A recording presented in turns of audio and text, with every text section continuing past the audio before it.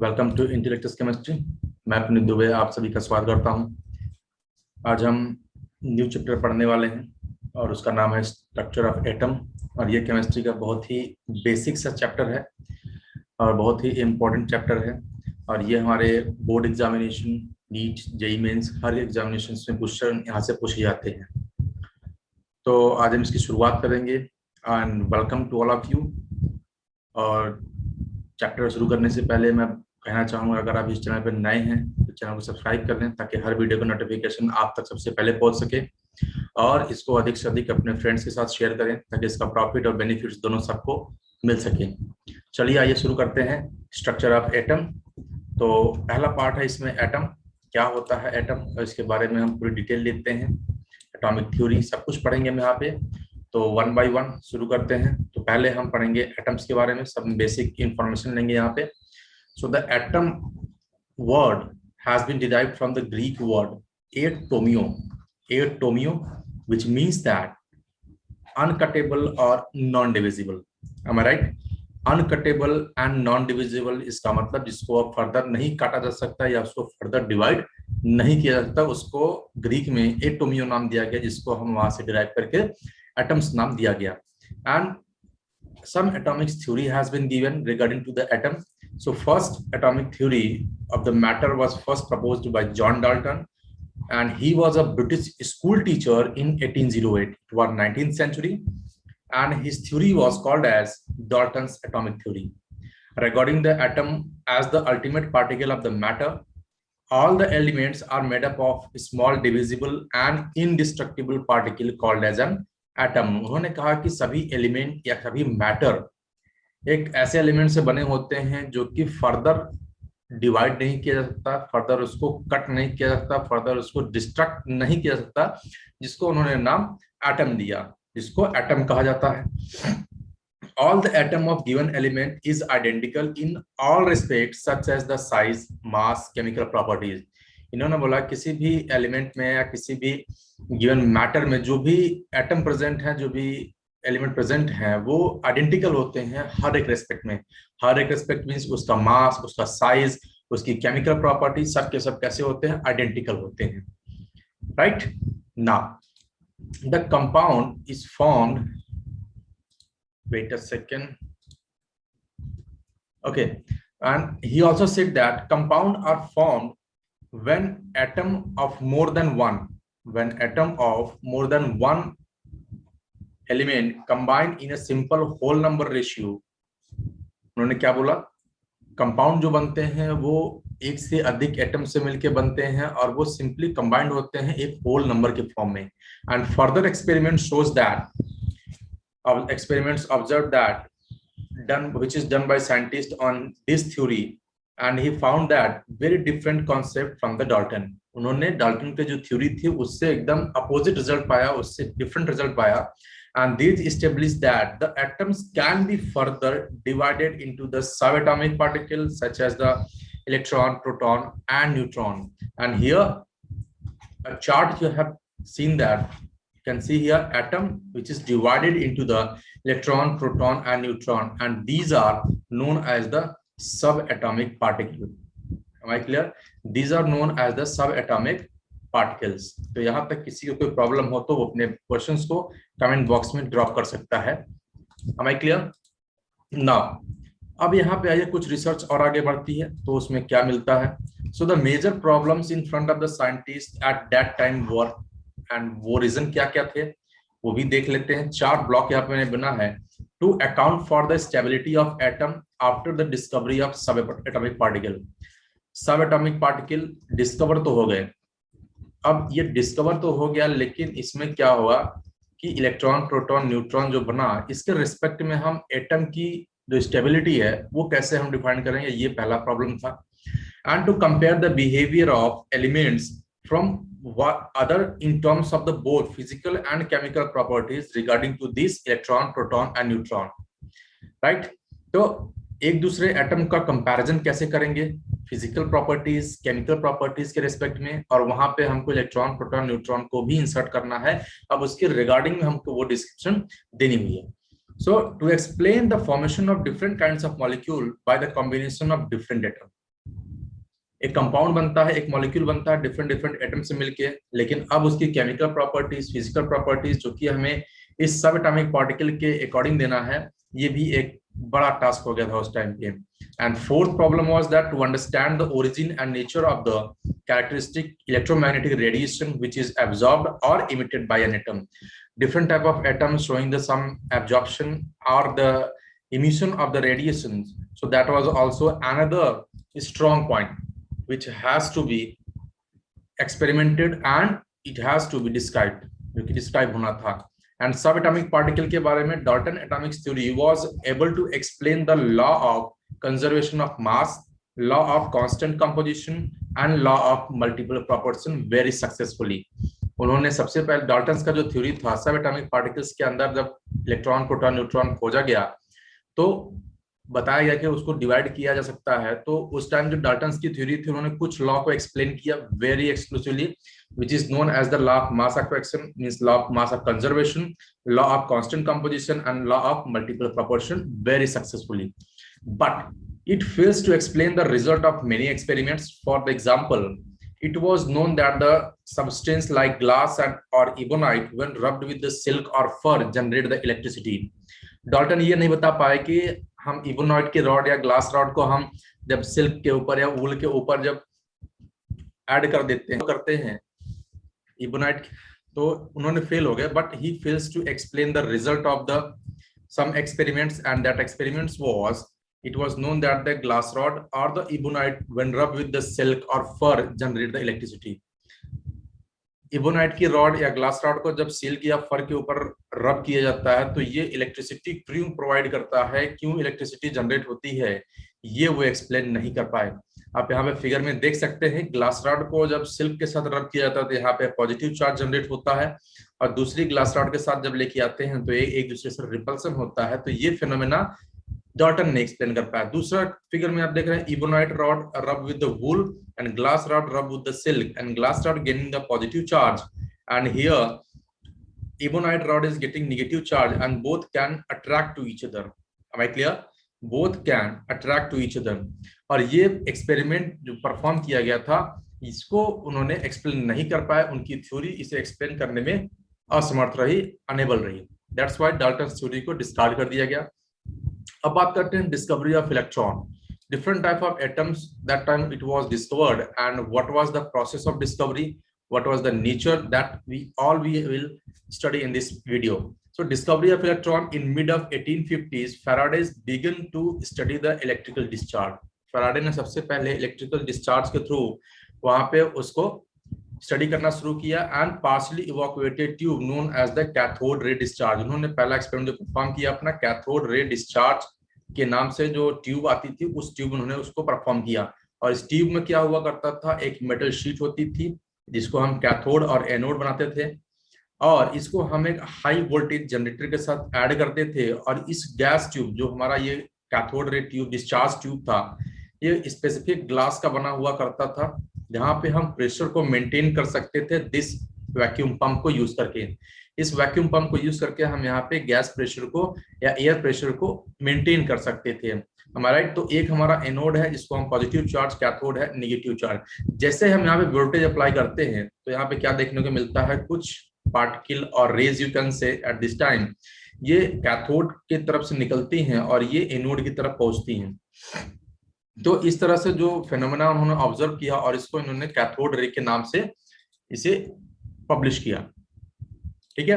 Now the cathode ray tube is made up of glass containing two thin metal sheet. I have already told you it is sealed in it, and now the electrical discharge through the gases could be observed only at very low pressure and that at a very high voltage. और potential और voltage जो apply करते हैं बहुत high का होता है लेकिन प्रेशर उतना ही लो होता है, बहुत लो प्रेशर पे होता है। Now the pressure of the different gases could be adjusted by the evacuation for which we are using here vacuum pump. Right now, when sufficiently high voltage is applied across the electrode, current starts flowing through a stream of particles moving in the tube from the negative electrode to the positive electrode at anode. यहाँ पे जैसे voltage apply शुरू करता है यहाँ पे high voltage, तो यहाँ पे क्या देखता है कि stream of particle in the form of wave, it starts moving from the cathode, means negative terminal, to the positive terminal towards the anode. And these were called at that time, it was cathode ray or cathode ray particle. These two names were given by the Faraday. Am I clear? यहाँ तक clear सभी का? ठीक है, यहाँ तक अगर आप सभी लोग क्लियर है तो आगे देखते हैं अगली स्लाइड में क्या मिलता है हमको यहाँ पे। तो अब उस हमें रे, जो कैथोड रे हमें उस ट्यूब के अंदर मिल रहा है, उस रे को प्रूफ करना है इट्स कंटेनिंग पॉजिटिव चार्ज और नेगेटिव चार्ज। क्या, कैसे प्रूफ करें हम, और ये कैसा बिहेवियर शो करता है वो भी हमें प्रूफ करना है। So the flow of the current from the cathode to the anode was further checked by making a hole in the anode. अब एनोड को हम परफोरेटेड एनोड की तरह यूज करने वाले हैं, perforated, and just behind the perforated anode we have applied a screen of zinc sulphide. Zinc sulphide की screen हमने लगाया tube behind anode and a phosphorescent material zinc sulphide को हम वहां पे अप्लाई कर देते हैं। Now what will be the result when these rays after passing through the anode strike to the zinc sulfide coating, a bright spot on the coating is developed. एक bright spot,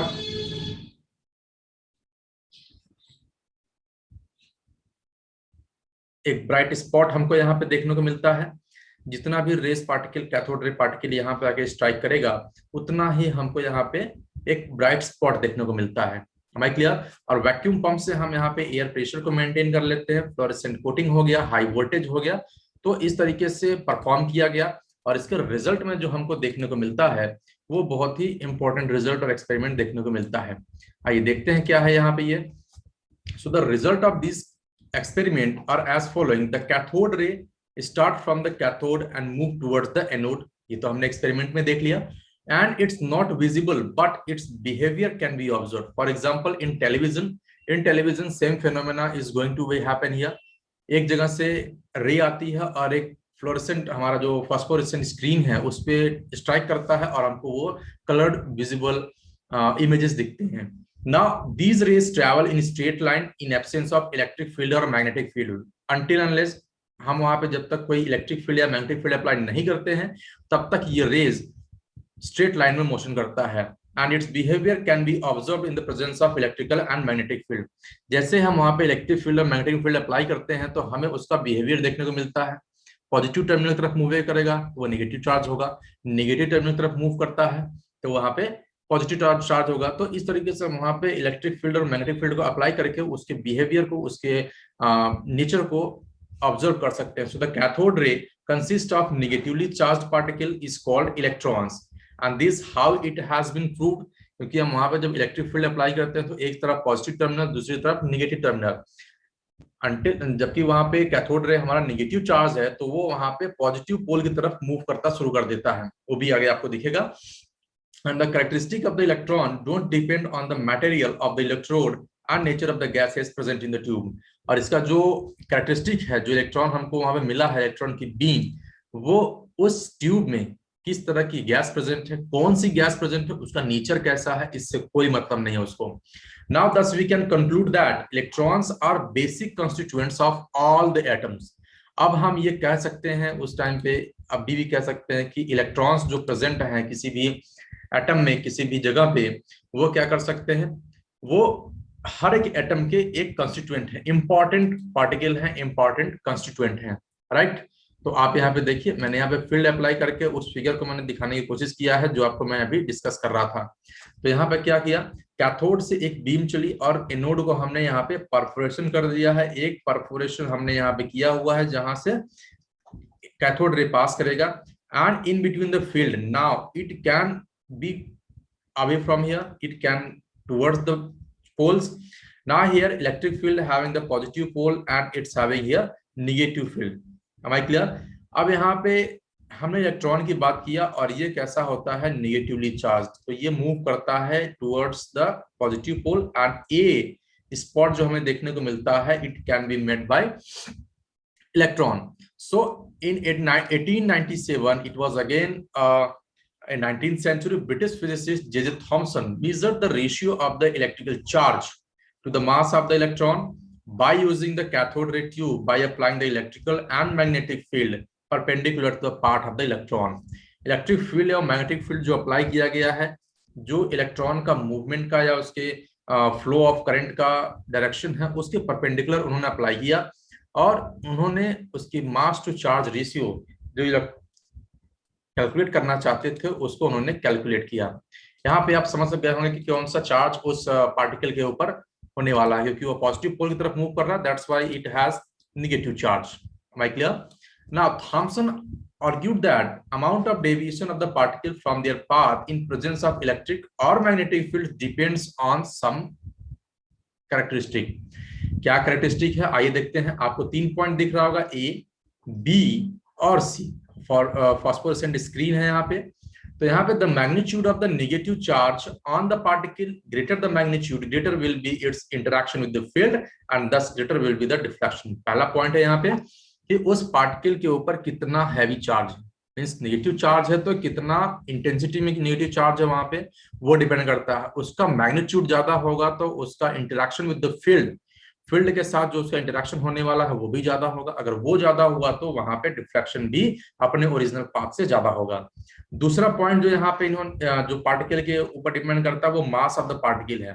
lighter will be the particle greater will be the deflection. Particle जितना light होगा, जिसका wait जितना कम होगा, वो अपने original path से उतना ही ज्यादा डिफ्लेक्ट होगा। Now next is third point, the strength of the electric field और द मैग्नेटिक फील्ड। जो भी हमने फील्ड अप्लाई किया है, या तो इलेक्ट्रिक फील्ड या तो मैग्नेटिक फील्ड, उसकी स्ट्रेंथ, उसकी पावर कितनी है उस पर भी डिपेंड करता है। So the deflection increases with the increase in the strength of the field. तो ये 3 पॉइंट के ऊपर हमारा जो डिफ्लेक्शन है पार्टिकल का अपने पाथ से कितना डेविएट करता है इस पे डिपेंड करता है। 3 पॉइंट इन्होंने दिया, और वो तीनों पॉइंट कौन कौन से मेरे साथ समराइज कर लीजिए। उस पार्टिकल के ऊपर कितना हैवी चार्ज है, either it can B negative charge और पॉजिटिव चार्ज। जितना ज्यादा चार्ज होगा उतना ज्यादा उसके ओरिजिनल पाथ से डिफ्लेक्शन होगा। दूसरा पॉइंट जिन्होंने बताया कि उस पार्टिकल के ऊपर मास कितना है, जितना लाइट वेट का होगा, जितना लाइटर वेट का होगा, जितना कम वेट का होगा, उसमें डिफ्लेक्शन उतना ज्यादा देखने को मिलता है अपने ओरिजिनल पाथ से। Third point, strength of the electric field और magnetic field which one has been applied. जो भी अप्लाई किया आपने उस फील्ड के स्ट्रेंथ के ऊपर, फील्ड की स्ट्रेंथ ज्यादा होगी उसका डिफ्लेक्शन भी ज्यादा होगा। तो इन सारे पॉइंट्स के ऊपर डिपेंड करता है उसका डिफ्लेक्शन कितना वो डिफ्लेक्ट करेगा। My clear? Third point, by carrying out the accurate measurement on the amount of the deflection observed by the electrons on the electric field or the magnetic field strength, Thomson was able to determine the value of electron E upon me as a means charge to mass ratio वो calculate करने में able हो सके हैं।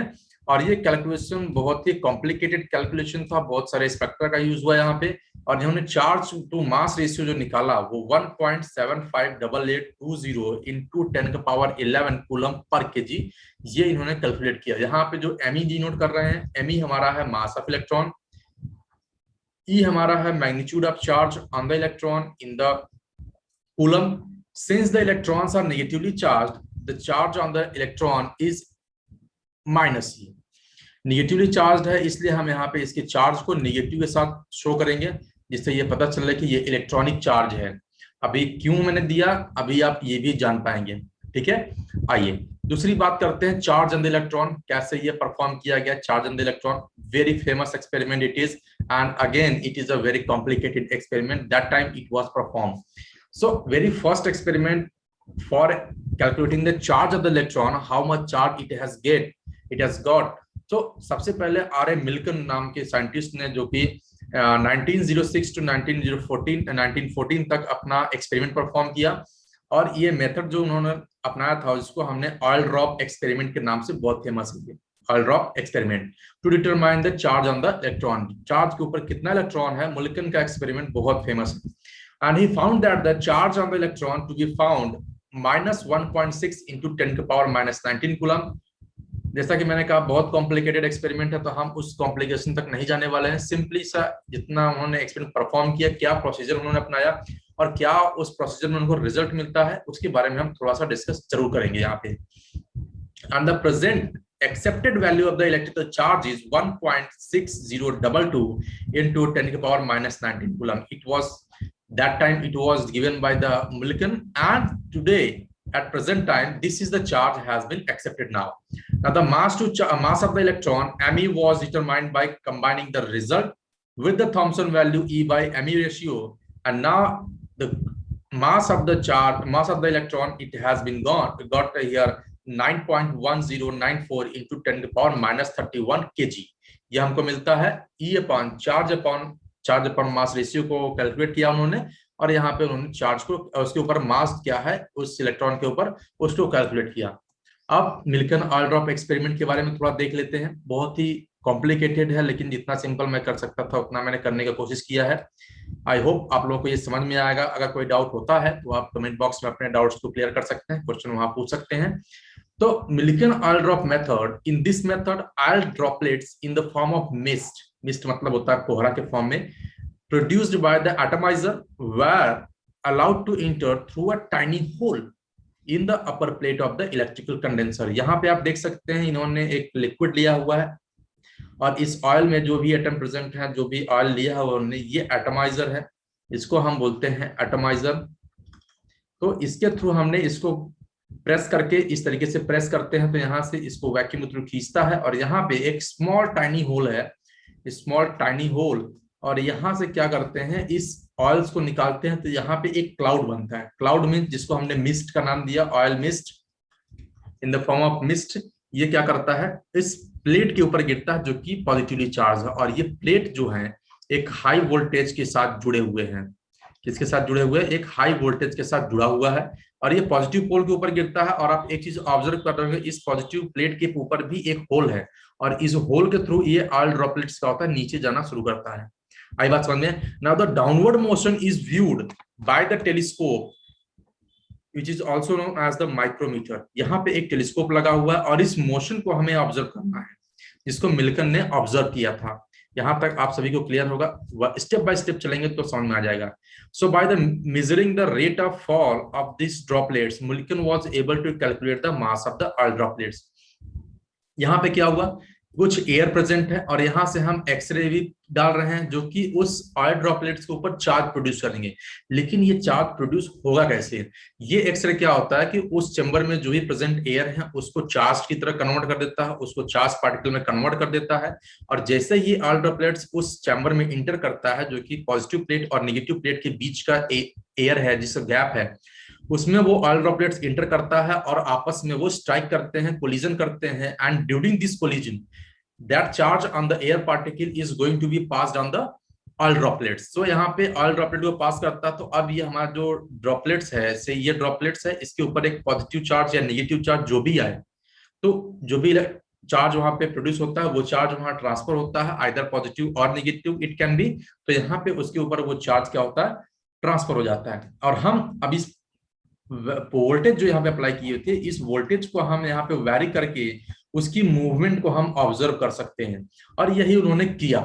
इस movement को observe किया, और इस मूवमेंट को ऑब्जर्व करने के बाद इन्होंने बहुत सारा कैलकुलेशन किया, और फिर अपने रिजल्ट तक ये पहुंच पाए।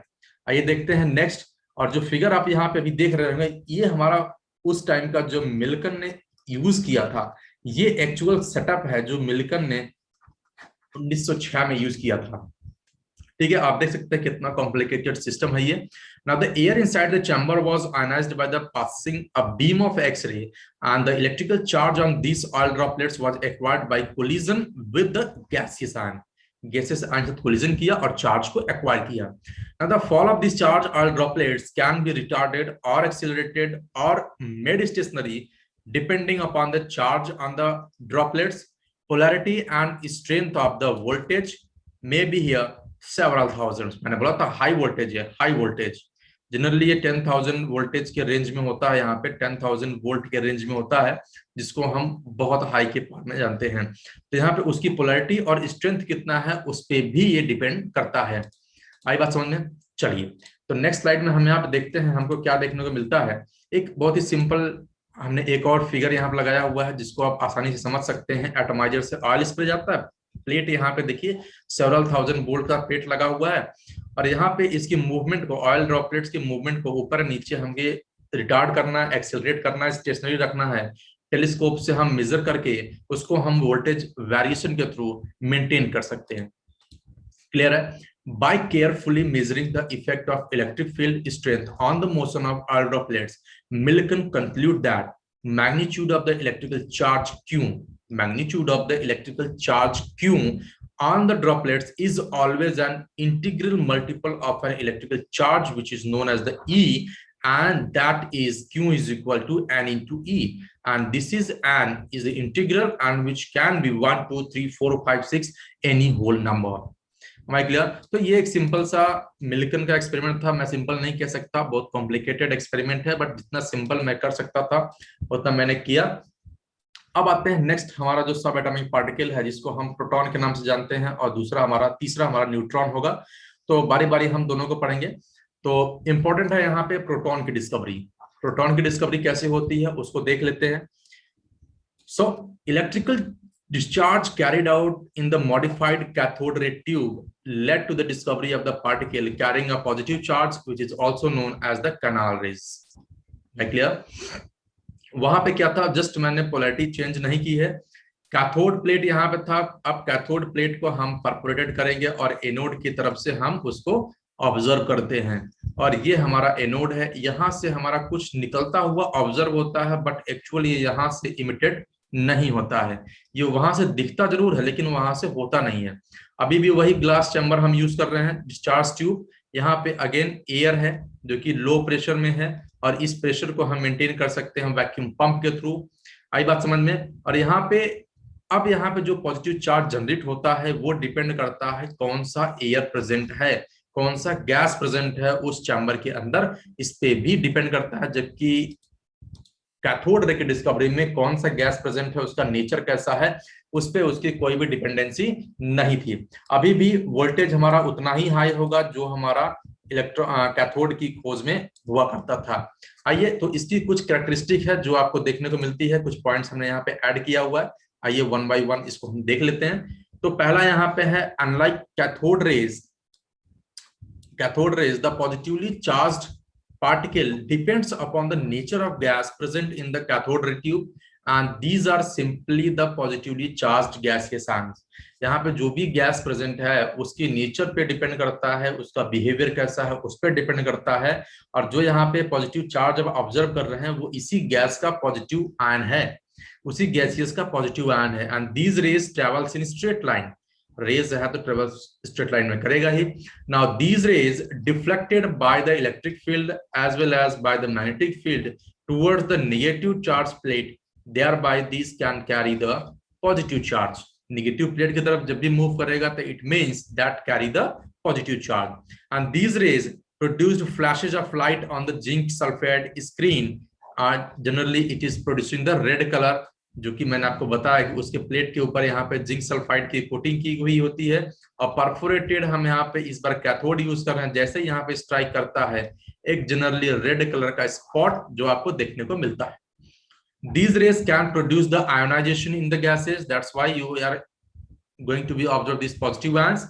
E by m value, charge to mass ratio of this dependent on the nature of the gas taken in the discharge tube, that is positive particle are different in the different gases. जो भी आपको यहाँ पे positive charge particle मिल रहा है वो depend करता है उस गैस पार्टिकल के ऊपर। तो जिस तरह का आप गैस लेंगे उसी तरह का आपको यहाँ पे पॉजिटिव चार्ज देखने को मिलेगा। आई बात समझ में? चलिए नेक्स्ट कुछ पॉइंट्स हैं इस कैनाल रे डिस्कवरी को लेके, आइए देखते हैं इसको। So the first experiment that lead to the discovery of positive particle is was conducted by Goldstein, very famous question of the NEET, just remembered it. Goldstein ने सबसे पहले पॉजिटिव पार्टिकल की डिस्कवरी के लिए एक्सपेरिमेंट परफॉर्म किया था, and the smallest and lightest positive ion was obtained from the hydrogen ion, and it was termed as proton, and this particle was named proton by Rutherford, but experiment was performed by Goldstein and name is given by proton. Am I clear? Now in 1901, now it was 20th century, so its charge was found to be equal in magnitude but opposite in sign. That was we have seen in the case of electron, or you can see that cathode ray particle, and it is now for the positive particle it is 1.602 into 10 power minus 19 coulomb, or you can say that 1 unit positive charge it should be in positive, it must be in positive. Later it was felt that there should be on electrically neutral particle as one of the constituent of an atom. ये कब महसूस हुआ? क्योंकि अब हमें atomic weight या molecular weight निकालने में परेशानी होने लगी, क्योंकि वहां पे क्या होता था कि वेट हम जो कैलकुलेट करते थे उससे थोड़ा कम ही मिलता था। तो बाद में ये महसूस हुआ कि उसमें एक कोई न्यूट्रल चार्ज होना चाहिए, न्यूट्रल पार्टिकल होना चाहिए, ताकि वेट हमारा जो है बैलेंस हो जाए, लेकिन पार्टिकल हमारा जो एटम है, एलिमेंट है, वो भी न्यूट्रल बना रहे हैं कि अब हमारे पास एक निगेटिव चार्ज है और एक हमारे पास पॉजिटिव चार्ज है। तो ये दोनों क्या है, न्यूट्रलिटी मेंटेन हो गया, एक न्यूट्रल मॉलिक्यूल होना, एटम होना चाहिए, सब एटॉमिक पार्टिकल, जिसकी वजह से हम वेट को बैलेंस कर सकें। So these particle were discovered by Chadwick 1932 by bombarding a thin sheet of beryllium by the alpha particle। अगर पूछा जाए कि न्यूट्रॉन की डिस्कवरी कैसे की गई थी, जेम्स चैडविक ने किया था। लेकिन कैसे किया था? बेरिलियम शीट के ऊपर अल्फा पार्टिकल की बम्बार्डिंग करके इन्होंने इस पार्टिकल को डिस्कवर किया था। क्लियर है यहां तक? am I clear at this point? Okay, now when electrically neutral particle having a mass slightly greater than that of the proton was emitted, वहां पे मिला हमें, and he named this particle as a neutron। so यहाँ पे आप compare कर सकते हैं इलेक्ट्रॉन, प्रोटॉन, न्यूट्रॉन, तीनों का चार्ज, तीनों का मास, और उसका मास रेशियो क्या होगा, उसका जनरल हम जो वेट देते हैं वो कितना होता है, सिंबल क्या होता है, E-P-N, electron, proton, neutron, absolute charge, negative charge होगा 1.6022 into 10 to the power minus 19 for the electron, plus 1.602 into 10 to the power minus 19 for the proton, and zero charge for the neutron। so relative charge you can put it here, -1 plus 1 means 1 unit negative charge, 1 unit positive charge, and for the neutron there is a no charge। mass 9.01 10 to the power minus 31 for the electron, 1.67 into 10 to the power minus 27 for the proton, and 1.674927 into 10 to the power minus 27 for the neutron। you can compare it here, after 67 there is a 26216 and here 4927, so it is slightly higher in weight than the proton। Mass unit में बात की जाए तो electron का कोई wait नहीं लेते हैं, बट वेट किसका लेते हैं, 1 यूनिट प्रोटॉन का और 1 यूनिट न्यूट्रॉन का फॉर जनरल यूज। हम जब वहां पे एटॉमिक वेट या मॉलिक्यूलर वेट को कैलकुलेट करने की कोशिश करते हैं या कैलकुलेट करना चाहते हैं, तो वहां पे सिर्फ वेट 1 यूनिट लेके हम कैलकुलेट करते हैं। और ये एक एक्सपेरिमेंट का स्कीमेटिक डायग्राम है जो चैडविक ने परफॉर्म किया था। अल्फा रे पार्टिकल है, बेरिलियम की शीट है, ये बेरिलियम की शीट है, यहाँ से न्यूट्रॉन पार्टिकल निकलता है, ये पैराफिन वैक्स का एक थिन लेयर है, जहां से जैसे ही न्यूट्रॉन पार्टिकल इस पे ऐड करता है, इस पे अटैक करता है और एक प्रोटॉन को यहाँ से रिलीज कर देता है इस पैराफिन वैक्स पार्टिकल से, वैक्स शीट से, और ये प्रोटॉन को डिटेक्ट किया था डिटेक्टर में by the zinc sulphide detector हो सकता है, वहां पे कोई अदर फ्लोरेसेंट डिटेक्टर हो सकता है, जो कि उस प्रोटॉन की प्रेजेंस को वहां पे शो करेगा कि ये प्रोटॉन निकल रहा है और उस प्रोटॉन को डिस्प्लेस किया है न्यूट्रॉन ने। हमारे क्लियर? तो यहाँ पे ये छोटा सा टॉपिक था हमारा एटम में, बहुत ही इंपॉर्टेंट पॉइंट है, ये बहुत इंपॉर्टेंट चैप्टर भी है, और बहुत बेसिक सी इंफॉर्मेशन हमने आज ली है। आगे भी वीडियोज आते रहेंगे, तो आई होप आपको वीडियो पसंद आई होगी। अगर पसंद आया तो चैनल वीडियो को लाइक करें, चैनल को सब्सक्राइब कर लें और बेल आइकन को जरूर से हिट करें, ताकि हर वीडियो का नोटिफिकेशन आप तक पहुंच सके। और इस वीडियो से रिलेटेड कोई भी डाउट हो, कोई भी क्वेश्चन आता है, तो आप कमेंट बॉक्स में क्वेश्चन करके अपने क्वेश्चंस को क्लियर आउट कर सकते हैं। Okay, thank you, have a nice day, bye bye.